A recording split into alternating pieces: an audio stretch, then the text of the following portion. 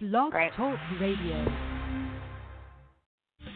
Hello, and welcome to Shedding the Bitch Radio, where you can discuss, debate, and get advice on how to discover and shed the bitches of fear, insecurity, self-doubt, and negative mindsets so you can realize your dreams and life purpose and create and accelerate the riches you want in life. Join us here live every Tuesday at noon Eastern and dialogue with us at 818-572-2910. You can also chat with us at Blog Talk Radio/SheddingTheBitch or share your stories on our website at SheddingTheBitch.com. Whatever the bitch is that's holding you back from living your life to the fullest, it's not worth giving up the riches in life that you deserve. So call in now and let Bernadette Boas know what's holding you back. 818-572-2910.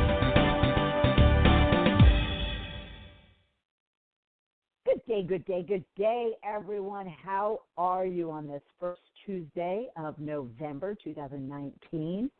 And it is our Ask Bernadette episode, but I'll get to that in a minute. Hopefully you woke up on time, or you probably woke up a lot earlier on Sunday morning when we had the time change. It was beautiful. I have to tell you, it was absolutely beautiful. And I had 5 dogs at the house. And I had mentioned to everybody on the program last week that I was given a tip, though I have no children, human children, that is. I heard a tip that parents, if they really want to help their kind of kids adjust to the time change, should put their kids in bed 30 minutes early, beginning like Wednesday, leading up to the time that you had the time change. And I all of a sudden thought to myself, wow, these dogs, because it's light out, that early now, these dogs are going to be getting me up at like 5:30, 6 o'clock, which I don't care about getting up, but I can't let them out when I have a renter on my property that lives in the main house because, there's 5 dogs and they'd be yelling and screaming and waking everybody up. So I thought to myself, I wonder if it will work on dogs. And myself, quite honestly. And so that's what we did. I don't know that we started Wednesday, but definitely Thursday night, Friday night, Saturday night. And they were beautiful. They slept in, even though with the skylights and everything, it was very bright in here at by 6:30 in the morning. And yet, if I don't budge, they don't budge. And it was fabulous. So I have not had an adjustment issue like I typically do when we do the, moving forward or backwards. I hope the same for you, and I hope, you've been able to kind of just walk very comfortably and very calmly and very easily into the new season, the new time change and season. But I did mention today is our Ask Bernadette episode, or sometimes we call it Ask Me Anything because we're a little bit schizophrenic here in the Shedding the Bitch community. And what we do, for those of you who might be listening for the first time, we ask you and offer you the opportunity to post your question, story, or challenge that you might be having out on Facebook, out on Twitter. You can do it on SheddingTheBitch.com. You can send it to me at Bernadette Boas at SheddingTheBitch.com. You can even reach out to me, which majority of the people do, on LinkedIn in a direct or private message. And people do ask all kinds of questions, whether it has to do with their career, business, or life. But within that, a lot of people are just asking about trying to, deal with conflict, deal with bullying, deal with goal setting, deal with time management issues, deal with a horrible boss, whatever the case might be. And I immediately respond, or as soon as I see it, and I provide you some tips, some advice, sometimes tough love. You also have an opportunity to come onto the program live if you're available at noon Eastern time, from noon to 1. You can call 1-818-572-2910. Whether you already posted that question or you are listening to the program and you want to jump on, Deborah of Parker House Virtual Services. She's manning the board, as we call it, and I'm also online, even watching the chat room, which you can go to blogtalkradio.com Shedding the Bitch Radio. It'll bring you to our radio site. And then you scroll down to this particular episode, and you'll see a chat room. So if you don't want to, kind of necessarily call in, and or you're just sitting online listening to the program, you can post a question, story, or challenge there, or any type of feedback or comments. At the same time, if you aren't able to listen to this live and you've downloaded it, whether it be on Blog Talk Radio, sheddingthebitch.com, or Apple Podcasts, then feel free to, at any time, to reach out directly. And don't let it, just because you missed this particular program live, don't let it prevent you from getting the help and the support that you need. So that's what we do the first Tuesday of every month, and we have some great, excuse me, we have some great questions today. One's about creating boundaries. So a mother of three needs some help with creating boundaries. One is about how to write a book, and this actually could be a whole episode. So I'm going to try to keep it as simple as possible, and maybe we do need to, especially maybe at the beginning of the year, some of you may set a goal that you want to write a book. I have set a goal that I'm going to have an outline for my next book done by December 2nd. So this could be a good conversation to have as we get into toward the new year. And then I received a question that came through actually from a couple of my clients. We had a group coaching session, and one wanted to know how to go about suggesting to her manager how to hire for themselves, not for the person that was giving me this situation that they're in, how they could suggest to their manager that they might need a leadership coach, an executive coach. So we'll talk about that. Our recent programs have covered also a number of topics. Last week, I really wanted to focus on mental health. It was Mental Health Week. Stop the Stigma. CBS This Morning is kind of the program that moved me, I guess, activated me into wanting to have that conversation when they focused for a week on stopping the stigma. So that was last week's program, was Shed the Mental Stigma Bitch. We've talked about confronting the tough conversations or the tough life topics, such as dying, depression, abuse, bullying, a number of things, whether it's you personally or someone that you know. We had Sharon Williams, who is a healthcare management consultant and friend. We met up, and I actually had her come in the studio, and we filmed as well as recorded a discussion on mortal moments.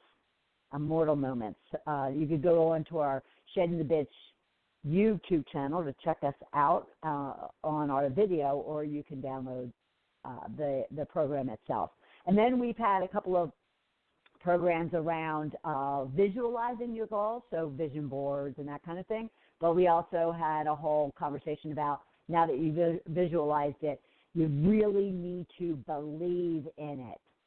And this was a very personal type of conversation for me, because I've questioned my God and myself a lot over the years about, okay, I've defined them, I visualized them, and yet they're not happening. And all of a sudden I'm like, is it because I'm lacking true belief in what it is that I'm working toward? So all of those programs, like I mentioned, can be found on blogtalkradio.com. Just look for our radio site on that. Sheddingthebitch.com. You scroll down and you'll see the radio channel, and you can link into kind of the last number of years of episodes that we've had, as well as a number of streaming podcast sites, but the main one being Apple Podcasts, where we're getting a lot of activity and a lot of traffic. So you can check them out on any one of those streaming platforms. All right. So let's see what else is happening before we take okay. We don't necessarily have a rich question for you today. Our rich questions are a question that was ground you into the conversation for today, think about our topics: creating boundaries, writing a book, suggesting to your manager that they may need a leadership coach. Maybe there's something in there that you resonate with. If not, let's give you a rich question, shall we? Let's just say, what question do you have? And if you do have it, then you could always call in, again, 1-818-572-2910, or shoot me an email or a Facebook or Twitter post. But it'll at least stimulate, Bernadette's a, professional, expert, successful career leadership business coach and consultant. So maybe she would have some really good advice or tips for me. And I would love and be honored to help you. Now, if you want to post and comment and share, you can use our rich tags, as we call them. Ask Bernadette, Ask Me Anything, or Shed the Bitch. As always, we have hashtag Shed the Bitch. All right, we're going to take a commercial break. When we get back, we'll dive into these questions regarding your career, business, and life, and hope and expect that we'll be able to shed some tips and guidance for you that you can go out and apply in your life today. We'll be right back. You are listening to Shedding the Bitch Radio with Bernadette Boas. We are inspiring individuals around the globe to discover, confront, and shed their bitches of fear, insecurity, and negativity so they can create the riches in their career, business, and life they deserve. Be sure to check out Bernadette's book, Shedding the Corporate Bitch, Shifting from Bitch to Rich in Life and Business, available on Amazon and sheddingthebitch.com. We also want to thank our sponsors, North Georgia Tax Solutions, who offers a broad range of tax services for small to corporate-sized clients. Go to ngtaxsolutions.com to learn more. And Parker House Virtual Services, who provides virtual assistance and social media support for small to medium-sized businesses. Email Deborah Parker at deborahparker.va@gmail.com for more information. To become a sponsor or advertiser on our program, email us at mediarelations@sheddingthebitch.com. Shedding the Bitch Radio airs every Tuesday at noon Eastern Time. Be sure to go to blogtalkradio.com/sheddingthebitchradio and follow the program for all of the updates and announcements of our guests and show topics. Now let's return to Bernadette and Shedding the Bitch Radio.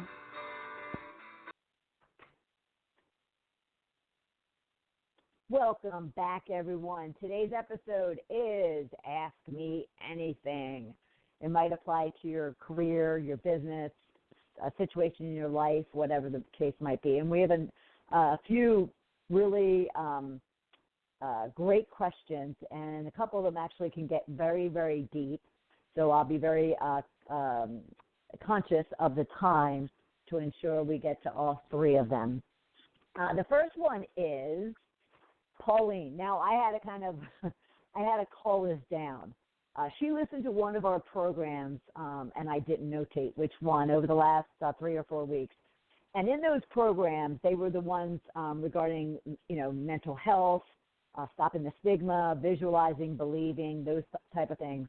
And I repeated a common analogy a lot of people use, and you may be very familiar with, and that is when you're on an airplane, the attendant will make announcements, and one of those announcements is about, the oxygens that will come down in case of an emergency, and what they'll say is put it on yourself first before helping other people. So our conversations in the past several weeks has been about that really is a very good and strong and powerful visual around self-care, taking care of yourself first, because if you take care of yourself first, everyone else will be taken care of. If you put everybody else first, then you're not going to be taken care of. You're not going to be at 100% in order to really give yourself and everyone else the real you and the complete you.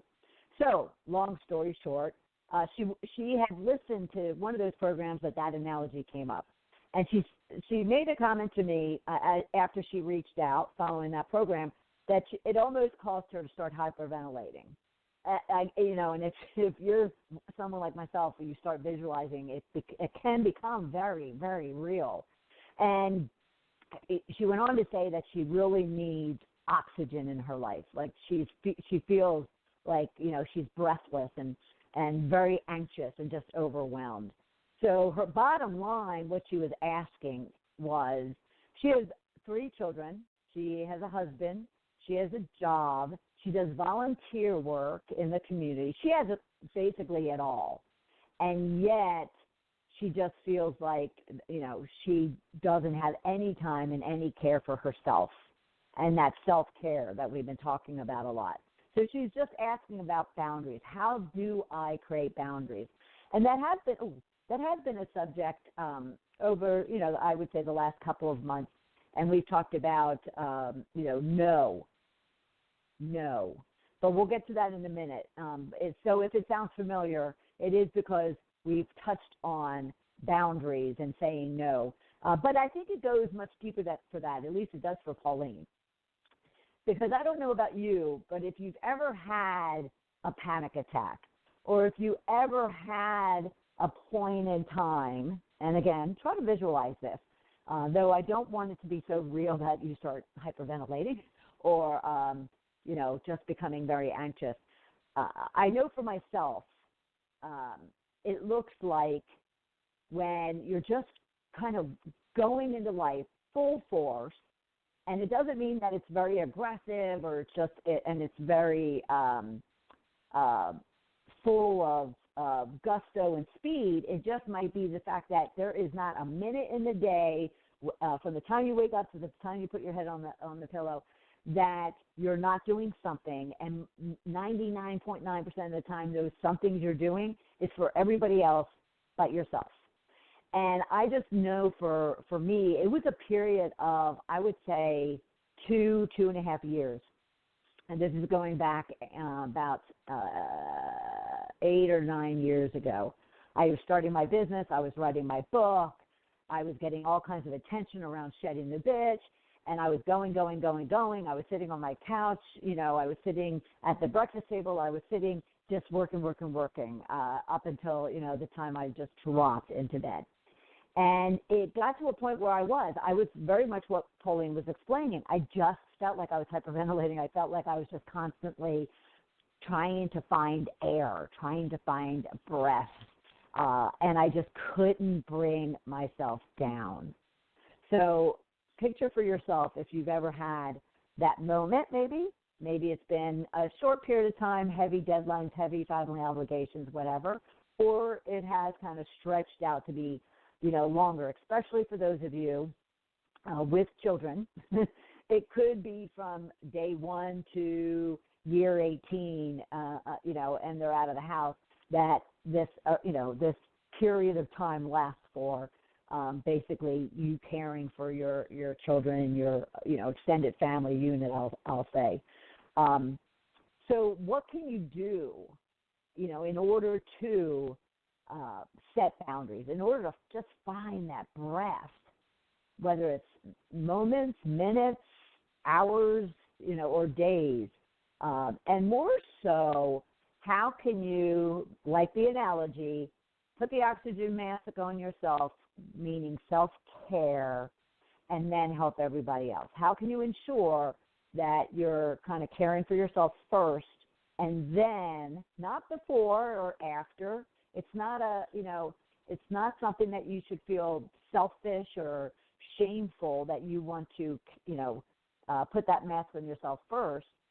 I want you to shift your thinking and your belief system around the fact that it's actually better for you to put that mask on yourself, make sure you're taken care of, because then you're going to be fully present, fully aware, fully yourself for everyone else around you, and it will benefit them and you far more than you just running around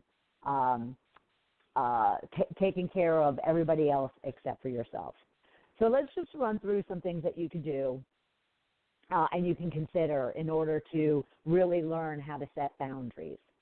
Now, before we do that, I just want to let all of you know that if you do have a question, you can call 1-818-572-2910. If I see that you come into the studio, I may, right then and there, especially, if we haven't gotten into another question just yet, I may open the line and ask if anyone has a question. You don't have to say a word if you just dialed in so you can listen to the program. You don't have to say a word. I just want to make sure that we don't miss an opportunity, that if you did want to talk to me specifically, then you have that opportunity. So let's just do that really quick before we get too far into this. Does anyone have a question for me? Yeah. Hi. Hi. You're describing me to a T right now. Are you Pauline by chance? No, I'm kidding. Am I what? I said, are you Pauline by chance? I was kidding. No. Oh, yeah. No, I'm Deborah. Yeah. I couldn't even sleep last night. Hi. My heart is fluttering when you said you couldn't breathe. That's exactly how I feel. I have a What's happening? bully manager. My manager is a bully, and I've taken it for like 3.5 years, and she does she blames us. If she gets in trouble, then she blames us. And so I let the lady above her know, and she said she would take care of it, but, the lady's not going to stop it. And then I take care of my mom, and she's difficult. And a boyfriend that I let go too long as well, he's nice, but not nice enough. So my nerves are fried. I can't sleep. My hair's falling out. I'm at that point. Oh, no. And I don't know Deborah, if I should quit my job, because the lady is not going to change. It's almost like a mental illness. I'm like, right. Somebody said that this started from my mom, treating me bad, that it's like a wound, so I track these people. And I have terrible boundaries. Okay, all right, wow. So let's see. Okay, Mom, listen. Okay, so for everyone listening, and this is going to get into boundaries, so we're still staying with that subject, but I do want to help Deborah and she brought up a number of things in this, and of course, maybe any one of you out there listening can relate, just as Deborah is related to this particular question and scenario. So, Deborah, I am so sorry. First off, I wanted to say I'm sorry for your pain. Thank you. But let's do this right now. Let's just everybody just take a deep breath and let it out. Breathe it in deep and then just let it out. Because, Deborah, what I'll offer to you first, keep breathing. And what I'll offer to you first is you do need to feel it. You do need to, whether it's on a program with me crying, whether it's just by yourself, if you need to yell, you need to scream, you need to cry, you need to write, you need to walk, whatever it is, you need to allow yourself to feel the overwhelm that obviously you're feeling. But you need to, you're feeling it, but you're not, looking at it in the mirror. And not just you. That's a general statement for everybody. Many of us get upset and we cry and we get emotional and we get, angry, but we're not really feeling and allowing us to accept and give us our permission to not like the situation that we're in. And so I wanted you to get to a point where you're okay with the situation you're in, because now you can kind of put that aside and say, okay, what do I need to do to address it? So let me give you a few suggestions as to what you brought up. But then what I really would love to do, Deborah, because this will be a kind of a deeper conversation that you should have and you deserve to have. So I just would offer that you can reach out to me, call me, send me a note, and let's get some time that we can talk through all of this in a very much deeper way. How does that sound? Sounds good. Yeah, because I wouldn't want to leave you even after this discussion. I wouldn't want to leave you kind of feeling alone, and you probably feel alone on an island by yourself trying to figure this out for yourself. Is that a fair assessment? Yeah. Yeah. Okay, so let me just at least touch on a few of these things, and I am going to kind of bring it back to the boundaries. But I will say, just because if you have the time to stay on for the whole time, I will say your bully. Okay, great, because your bully manager comment as well leads me to you benefiting from the discussion that we would have around the fact that the other person's question about how do I tell my boss he needs a leadership coach, and it's because of the fact that it's a bully manager and a kind of a micromanager. Yeah. So you'll benefit from multiple parts of this conversation, okay? Oh, my gosh. They were going to give her sexual harassment training because she kept touching me. Like, I asked her not to touch me, and then she'd be like, oh, I love your new necklace, and then just put her hands on it when I've asked her, like, find ways to touch me. Oh, did you get new hair, color? And I've asked her, so I've had to call, and they're saying it's a bully. It's not sexual harassment. It's like, you're my bitch. I'm going to touch you when I want to. Right. And I'm a 50-year-old woman. I don't want to be touched. I would agree with your assessment that it is bully. It's not sexual harassment. She's just trying to dominate and intimidate. And I know that area really, really well. Right. Okay. So let's talk about boundaries. Now, boundaries comes down to, first off, anyone listening, boundaries comes down to your own belief in yourself that you deserve and you're worthy of boundaries. Because many of us are afraid to say no to anyone because of the fact that, well, they won't like me, or I won't look good in their eyes. They'll fire you. Or they're going to... Yeah, exactly. So I would first make sure that you know what your boundaries and limits are. And obviously, Deborah has pointed out that she knows at least one of her boundaries, and that is she doesn't want to be touched. She doesn't want somebody putting, their hands on her in any way, shape, or form.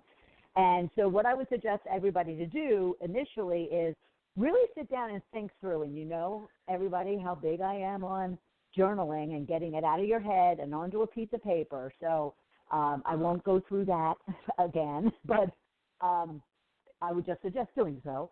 And really put down on a piece of paper, what do you stand for? Because that's what boundaries is. It's you knowing what you stand for. What do you believe in? What do you want? What don't you want when it comes to any area of your life, whether that's health, fitness, money, relationships, investments like risk, your religion, your career, your work, your employees, your boss.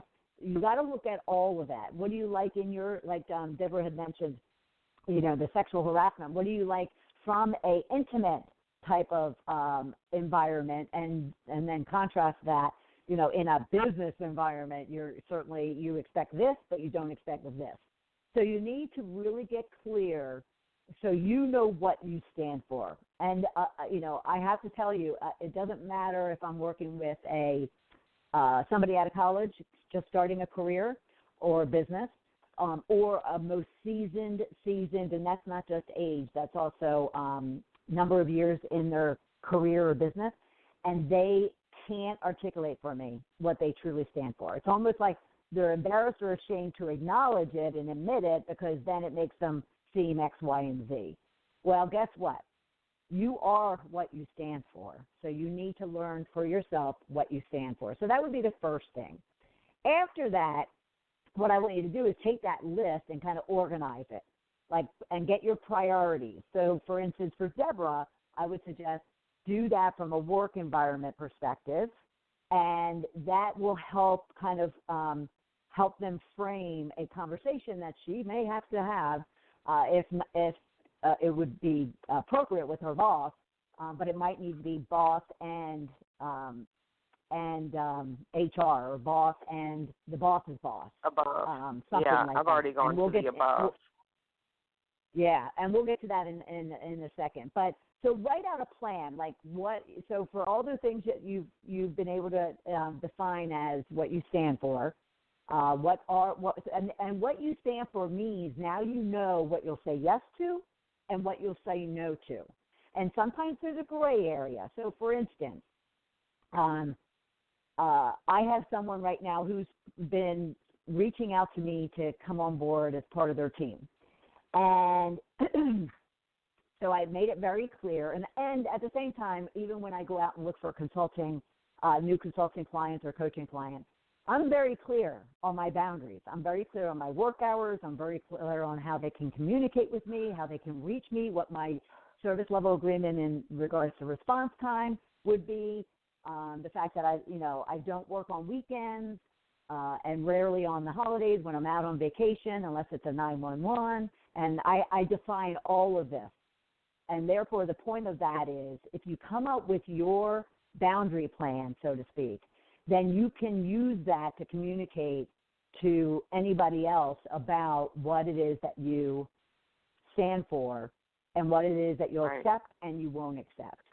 And then the next part after that is learning to say no. Now, this you've tried this, Deborah, yourself, but for boundaries as a whole, because you mentioned in this particular case, Pauline mentioned that she too has, everything from being a mother of 3 to, she's a wife, she has a career, she works in the community, and she has a very difficult time in saying no.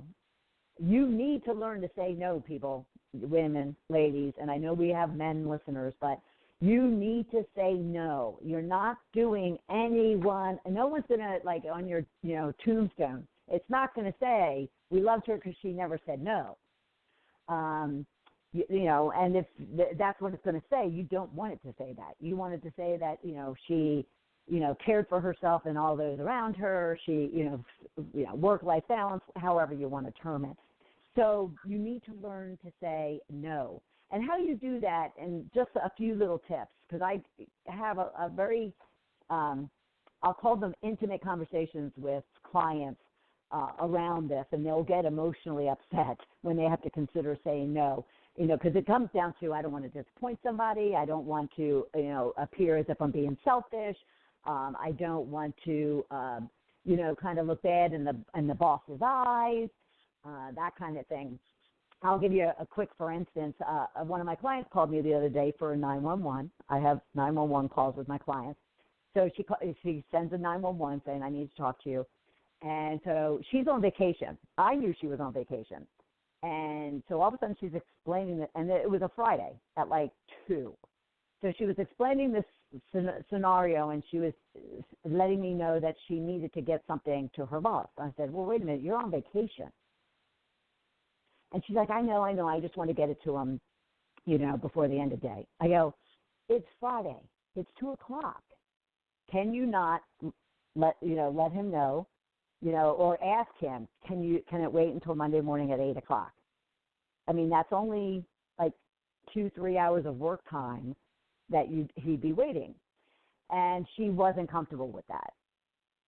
And so what I would suggest to everybody is get comfortable with it, because you deserve your vacations. You deserve your time at the park, or time at the gym, or time at the, manicures and pedicures and a glass of wine with your girlfriends, or whatever the situation might be.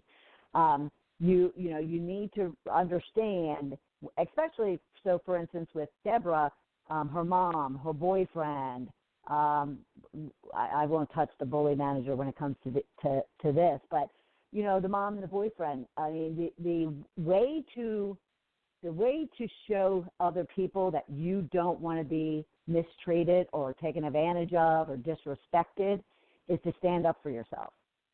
So understanding boundaries, like I said, is knowing what you stand for. And what you stand for, you then have to stand up for. And part of that is learning how to say no. So what I would want to challenge you guys with is, start with a day. Start with a day, and, if you have to put it on your, on your hand or your wrist or somewhere, just write no. And as you go through the day and things come up and you really don't want to do something, or you don't feel like you should need to do something right then and there, or you just want to fit in and you don't want to cancel that manicure appointment or delay that, walk in the park, then just simply say that 2-letter word, no, and see what happens. See what happens within yourself and see what happens when it comes to the other person.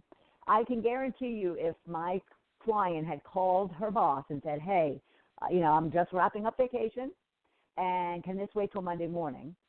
Or what kind of priority is it that is it needed before Monday morning? I can guarantee you, because I know her boss very well, I can guarantee you he'd probably say, no, Monday morning's fine. But we don't ask. So just kind of work your way into little things and then bigger things in regard to saying no. And I can guarantee you you'll be surprised, shocked actually, the response, because it'll be more for you than going against you. All right? Okay. Now, but like I had mentioned, it does take you believing in yourself that you deserve it and that you don't deserve being mistreated or disrespected or mishandled or, any of the negatives, so to speak.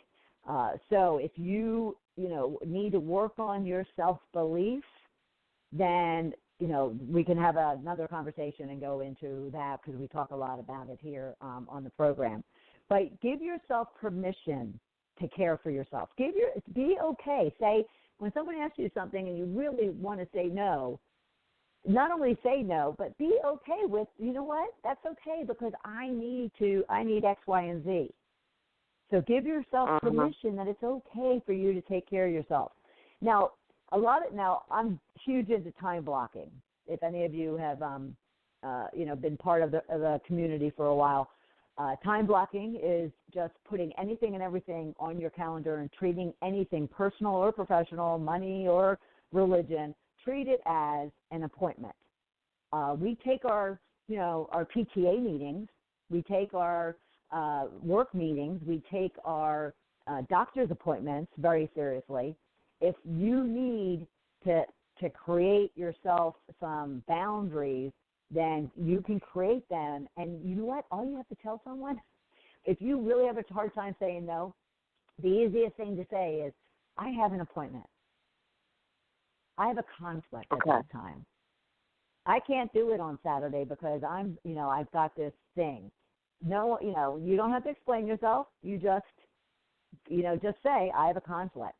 And you're not lying because you're taking care of yourself is an appointment. It is something that needs to be done, just like any of those other appointments need to be done. Now, the next thing, and we mentioned this slightly at the beginning, the next thing would be the best way to kind of help with your boundaries and help with your self-care is to include the people closest to you in it. So when you've laid out your boundaries, what you stand for, what you'll accept, what you won't accept, what you want out of your self-care, out of that time to put the mask on yourself first before helping others, communicate that. Let other people know. Women, people aren't mind readers, especially men. Men aren't mind readers. Your kids aren't mind readers. So communicate. Sit down and have a conversation with your boss, with your family, with your friends. If you're starting a new goal or you're overcoming something or you're struggling with something and you don't want to talk about it maybe, or you want help, or you don't want to overeat, or you don't want to go out to certain places, or you don't want to be going to places that are going to cause you to want to drink when you don't want to drink. The only way to do that is to know that, which you will have already done by defining your boundaries, and then communicating that out to others. All right? Okay. Well, you know what? We're not even going to take a break because I just noticed the time, and I do want to get to these next questions, and I'm going to switch it up and get to another question that Deborah could be benefiting from, which is going to be the question about when a boss needs a coach and they don't know it. And then we will get to writing a book, all right? But like I said, that in itself, because I had literally a 2-hour discussion with someone when they asked me this question just last week. So we can always have that discussion. But let me get to Christine. No, that was the book question. I'm sorry. I don't have a name on this one. So let me get to the question about how do I go about suggesting to my boss that he or she, and I just kind of genericized it there, needs a leadership coach. So basically what this is saying, very much like Deborah, how do you confront someone? And don't be afraid of the word confront, everybody. It's not a negative word. How do you address, if that makes you feel more comfortable with your boss, that their leadership style is not working, their management style is not working, and there could be options out there for them. They could go and find a coach or training or whatever the case might be. How do you go about that? Well, as Deborah has voiced and has probably found out, you have to go about it carefully. Right. You actually have to go about it and put yourself. Now, are you in corporate? Yeah.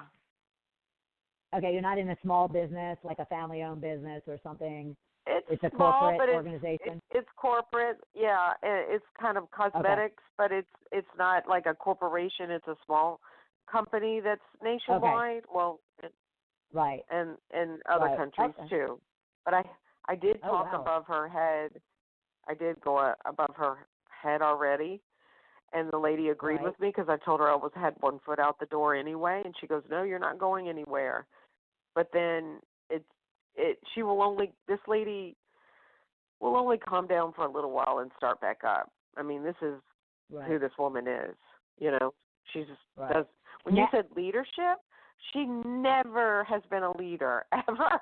And when you said that, that's why I laughed, because I'm like, this is perfect. That's what she needs. But she won't accept that. Yeah. I know this woman for 3.5 years.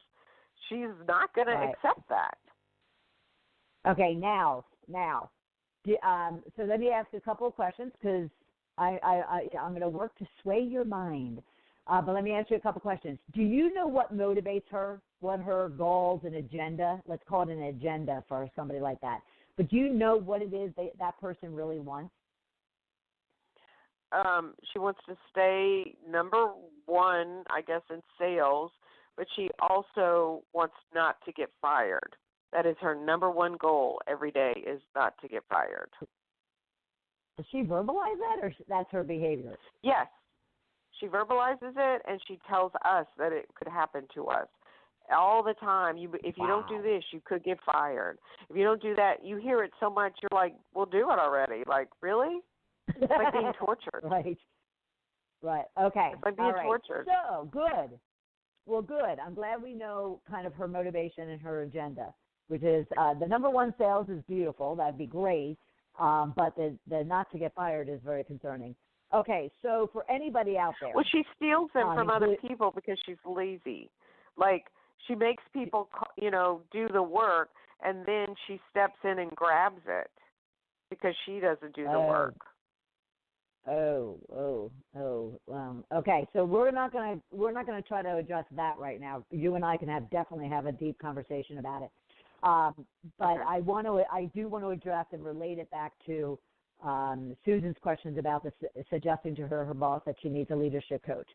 So, because the first thing I was going to say is to clearly and understand for yourself. So, Deborah, this is for you, and or Susan and anybody else. What is the problem? So, obviously, you know what the problem is with this individual very well, and what is, which you touched on, but. And I'm saying when I say to understand this, I mean write it out and document it and put it in paper so you have a plan that you can work with. You also want to really understand the value, the benefit, or the impact that any change they could make would have on them. So, for instance, if she went from not using that type of communication style around getting fired and whatnot, and she changes to be more positive, productive, what would that do not only for herself but her team members and for her results in the business? So to really understand what the impact is. I know that. It sounds great. She's not going to accept that. She's not open to a change. Right. So let me walk through these steps for everybody, and then let's talk as it pertains specifically to this individual.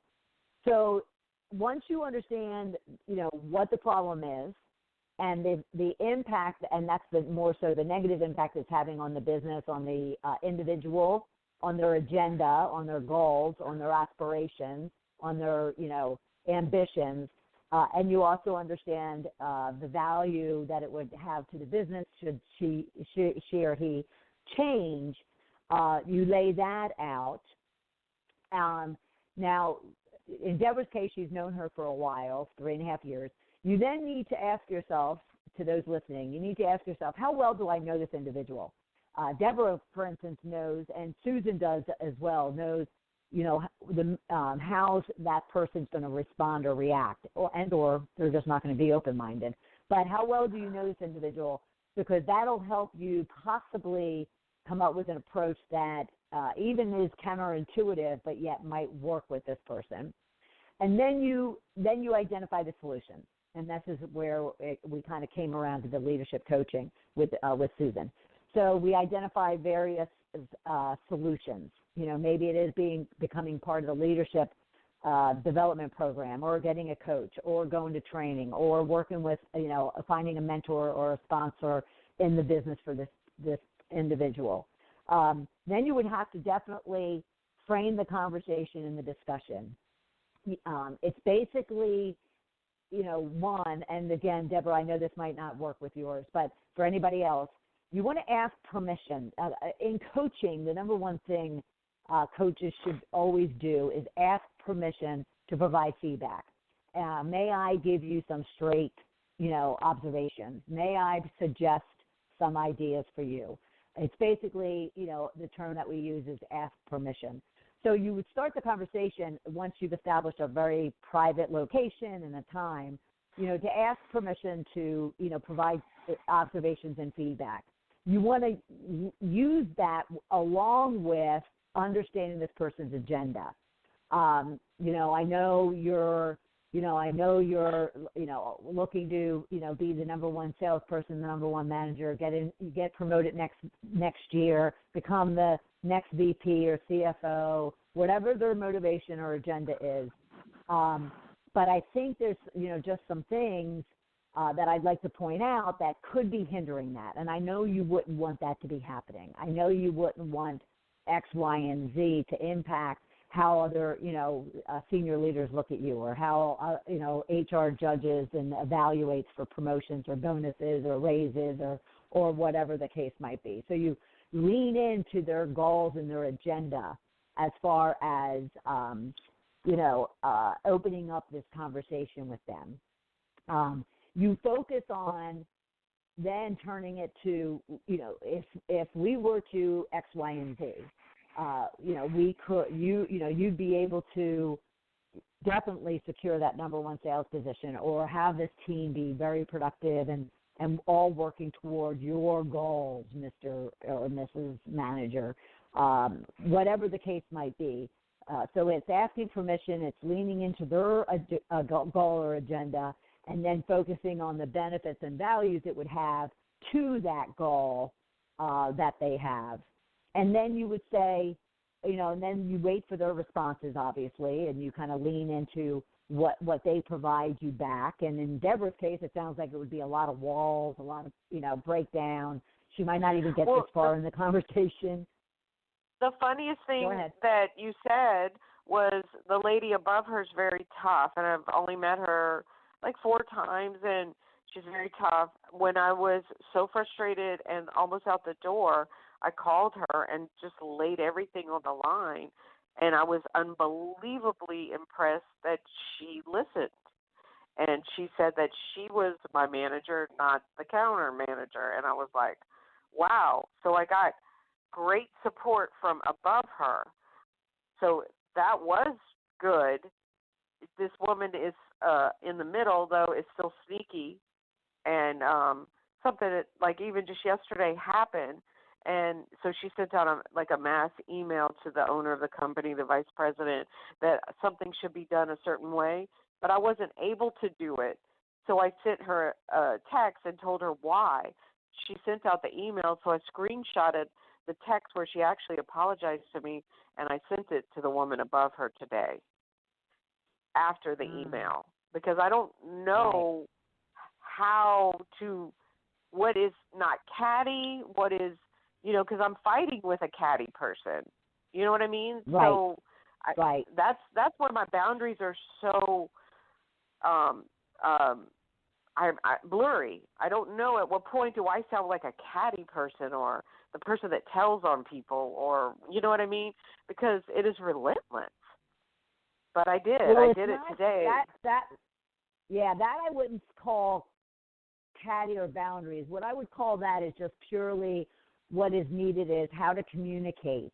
And 99% of what I do, which I never realized when I started coaching back in 2008, I didn't realize how much life was around communication, how much the pluses of life is communication, and how much the negatives and the stress of life is purely as a result of communication. So in your case, it would be, very quickly, what I would have asked you had we been working, kind of together on this, because that's what we do is a sounding board. I would have said to you, okay, so when you go to this boss's, this person's boss, and she's very open and seems very supportive and very engaging, I'll ask you right now, did you ask her specifically for what steps will be taken after this, and what can you expect to be done to ensure that, this environment changes? Well, I told her, I said that the people before, and like about 10 people have left. The reason that they don't report her is because they're afraid of her retaliation. And she said, there will be no retaliation. If there is, you call me. Well, she did it sneaky by sending out a mass email because I didn't turn something in. I didn't turn something in because everything closed down, and this all happened at the very end. So I wanted, and she didn't do what she was supposed to do, but I did give her the numbers that she needed. And I gave them like at 7 o'clock at night. So she could have had them in by 9 p.m., but at 11:30 she texted me and said, but I'm going to hold you up for a minute.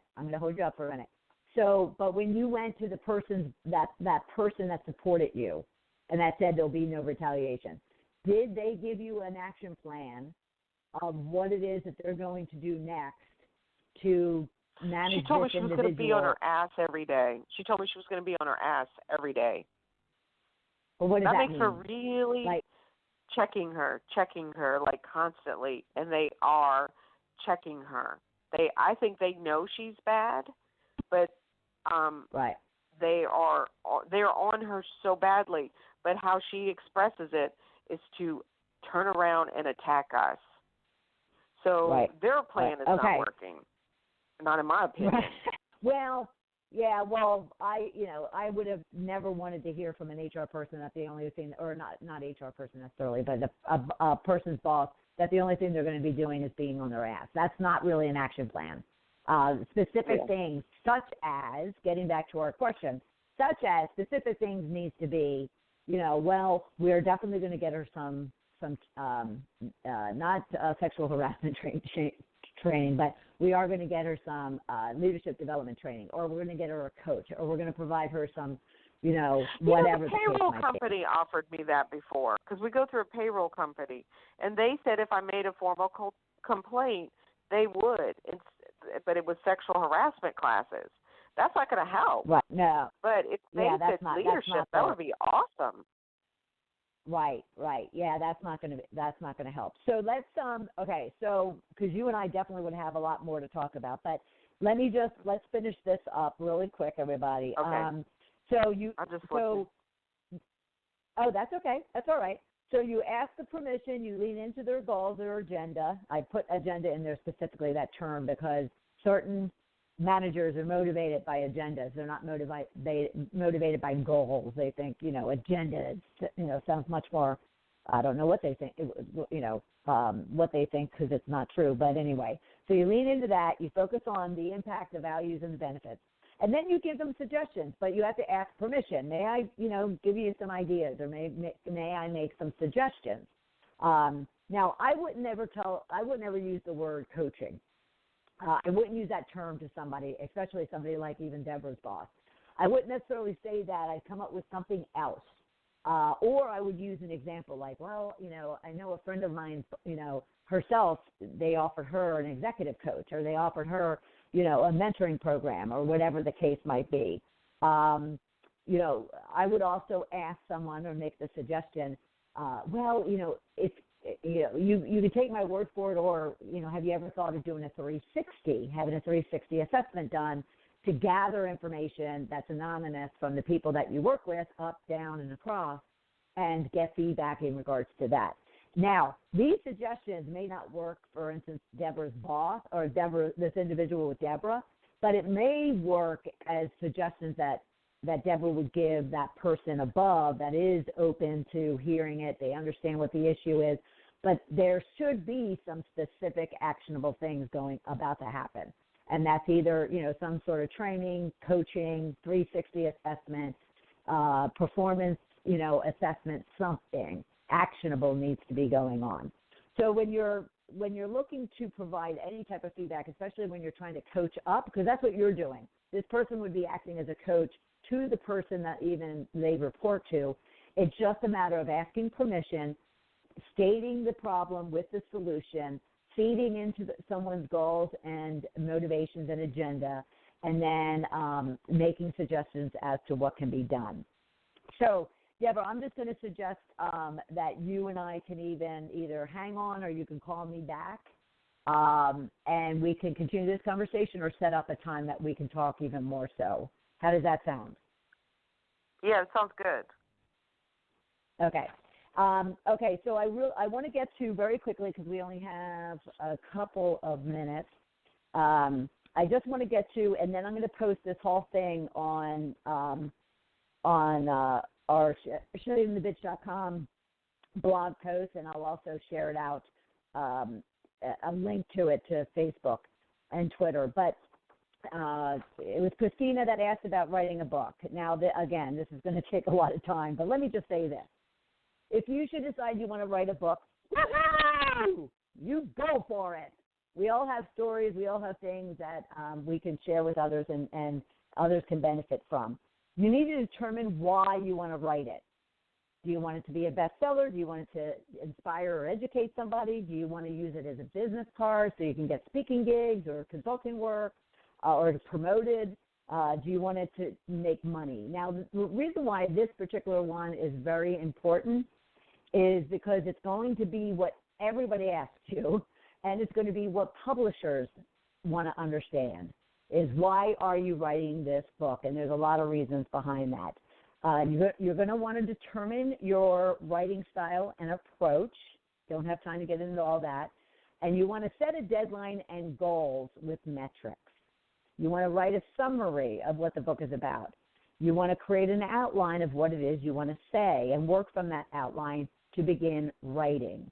And then you want to write. Then you're going to market. You're going to do research on now the publishing, and I'll explain in another post why that one's all the way down at number 8. You then want to just continue writing, reading, editing, have others read it and edit it, and then you launch it. Now, of course, like I said, I could spend an hour program just on this subject matter, and I have a lot more details to go over with you today. But at the same time, I thought it was very, very important for us to support Deborah and feed into the conversation today anything that we can give back to her to make her situation a lot more bearable. But I will post that entire list of to that question about writing a book out on SheddingTheBitch.com, and we'll make sure that we do schedule a full hour program toward the end of the year in case you have a 2020 goal like I do to write a book. Deborah, did you want to hang on, or do you want to call me back? I can hang on. Okay, so hang on. We'll end the program. At least, well, I might hang up on you actually. Make a note. Do you have a pen?